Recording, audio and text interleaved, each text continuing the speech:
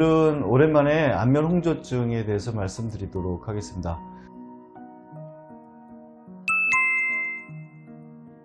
이 안면 홍조의 정의는 이제 얼굴이 많이 붉어 있는 건데, 이게 이제 여러 가지 모세혈관이라든지 혈관이 확장돼 있어 가지고 붉어져 보이는 경우도 있고, 우리가 감정이라든지 아니면 온도에 따라서 혈관은 늘어나고 줄어드는데 이 조절 기능이 약해 가지고 붉어 보이는 경우도 있습니다.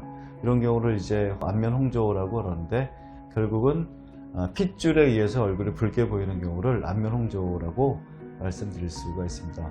아주 간혹은 전신적인 건강과 연관이 돼서 생기는 경우도 있죠. 혈관이 늘어날 수 있는 여러 가지 질환이라든지 아니면 갱년기 때 일시적으로 나타나는 질환에 의해서 나타날 수도 있지만, 그것보다는 대부분은 여러 가지 이유 때문에 안면에 모세혈관이 확장되어 있는 경우에 우리가 안면 홍조를 쉽게 볼 수가 있습니다. 그래서 봄, 가을에는 그 증상이 좀 약하고, 여름이나 겨울에 온도차가 좀 심할 수 있는데, 특히 여름에 이제 우리가 에어컨을 많이 사용하기 때문에 실내와 실외의 온도 차이가 급격하게 변하죠. 겨울도 마찬가지죠. 이런 경우에는 혈관의 수축과 이완이 원활하지 않을 때 얼굴이 붉은 게 남들보다 상당히 오래간다. 사우나를 하고 나왔는데 남들은 하얘졌는데 나는 아직도 오래간다. 에어컨에 있다가 밖에 나갔는데 역시 마찬가지 오래간다. 이렇게 안면 홍조증이라고 생각하시면 되겠고,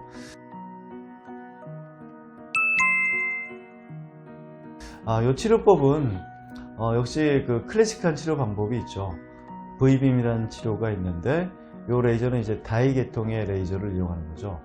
가장 클래식한 방법으로 되어 있고, 어떤 안면 홍조든지 이 V빔으로 치료하면 호전되지 않을 수는 없습니다. 완치 자체가 어려울 수는 있겠지만, 사회생활을 할 때 아니면 일상생활을 할 때 불편한 정도의 안면 홍조는 상당히 많이 좋아질 수가 있고, 요즘은 이제 XLV 레이저도 상당히 많이 사용합니다.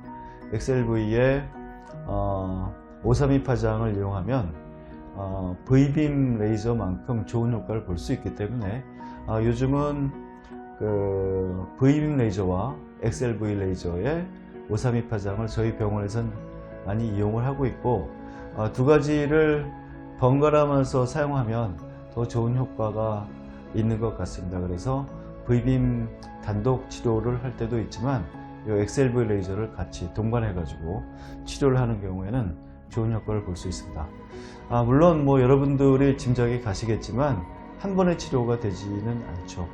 한 번의 치료를 하려고 그러면 상당히 무리를 해야 되는데, 무리를 하게 되면 우리가 일상적인 생활을 하기에도 좀 어려울 정도로 멍이 들거나 아주 빨간 경우가 오래가는 경우가 있죠. 이런 거를 방지하기 위해서 대부분 사회생활을 하거나 학교생활을 하시기 때문에 일상생활을 어느 정도 편하게 유지할 수 있을 정도의 파워로 하게 됩니다. 그래서 보통 5번 전후면 많이 좋아지게 되는데, 이건 증상의 차이나 질환의 차이에 의해서 이 횟수는 약간 변할 수가 있다고 생각이 됩니다. 네, 오늘은 안면 홍조의 증상, 그 다음에 치료법에 대해서 말씀드렸습니다. 감사합니다.